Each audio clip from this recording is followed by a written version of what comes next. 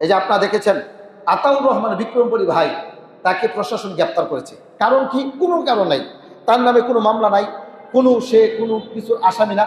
এরপরে তাকে বিশেষ ক্ষমতার আইনে তাকে 90 দিনের জন্য গ্রেপ্তার করেছে। এই আইনটা শেখ মুজিবুর রহমান তিনি চালু করেছিলেন।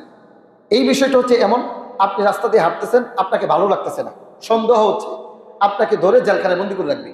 আপনার কোনো কিছু করা লাগবে না, আপনি চোর না, ডাকাত না, আপনি সমাজের কোনো কিছু ক্ষতি করেন নাই, কাউকে মারেন নাই, ইজ্জতহানি করেন নাই, শুধু আপনার চেহারা ভালো লাগে না, এই জন্য আপনাকে জেলখানায় বন্দি করে রাখতে পারবে। এই আইনটা শেখ মুজিবুর রহমান চালু করেছিল। সেই আইনের ধারাবাহিকতায় বর্তমান ইউনূস সুদখোর সরকার, এই সরকার আতাউর রহমান বিক্রমপুরী ভাইকে জেলখানায় বন্দি করে রেখে দিয়েছে।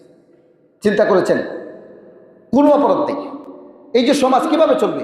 একজন ভাই আলেম মানুষ, তিনি মেশকাতে দার্স দিচ্ছিলেন, তিনি শুধু প্রথম আলো আর ডেইলি স্টারের বিপক্ষে ফেসবুকে একটা স্ট্যাটাস দিয়েছিলেন। এই স্ট্যাটাসের কারণে দার্স থেকে ছাত্রদের সামনে থেকে তাকে জেলখানায় নিয়ে গেছে এই প্রশাসন, এই ইউনূসের প্রশাসন। কোনো অপরাধ নাই। আর এইদিকে উসমান হাদি ভাইয়ের খুনিরা ঘুরে বেড়াচ্ছে, তাদেরকে ধরার মতো প্রশাসনের কোনো কিছু করার নাই। প্রশাসন হাত দুটে বসে আছে, প্রশাসন কোনো কিছু করে না।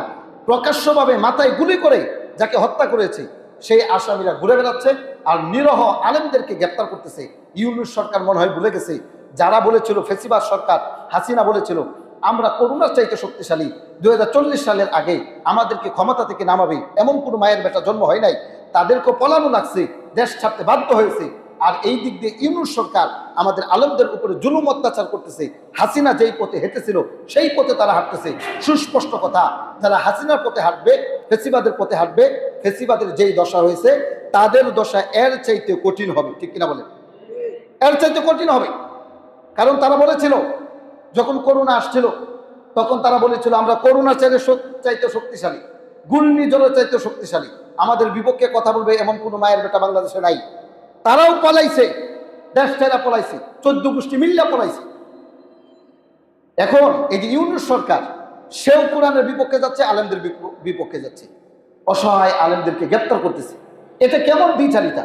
অথচ আইন সবার জন্য সমান, এটা আমরা জানি, কিন্তু আলেমদের ব্যাপারে আইন কেন এমন? এজন্য আমরা তীব্র নিন্দা জানাই। অনিত বিলম্বে যত আলেমদেরকে গ্রেফতার করা হয়েছে, এই ইউনূস সরকার প্রত্যেকটা আলেমদেরকে নিঃশর্তভাবে মুক্তি দিতে হবে। আপনারা কি বলেন? নিঃশর্তভাবে তাদেরকে মুক্তি দিতে হবে, নতুবা পূর্ববর্তীদের ইতিহাস দেখুন, তাদের যেই দশা হয়েছে আপনারও সেই দশা হবে। আপনি তো তাদের চাইতে শক্তিশালী না। 15 বছর 17 বছর ক্ষমতা ছিল হাসিনা, সব কিছু তাদের আয়ত্তদান ছিল, এরপরে পলানো লাগছে, আর আপনি তো কিছুই না। আপনারও এই পরিণত হবে। এই জন্য সাধু সাবধান, ক্ষমতা তো মাত্র কয়েকদিন, যা করে যাবেন সেই অনুযায়ী পরকালে বিচার হবে। সুতরাং আপনাদেরকে উদারত আহ্বান, আলেমদেরকে মুক্তি দিন, নতুবা এই জাতি যদি জেগে যায়, পলানোর রাস্তা আপনারা সেই দিন পাবেন না। আল্লাহ তাআলা আমাদেরকে সঠিক বুঝদান করুন, সকলে না আমিন।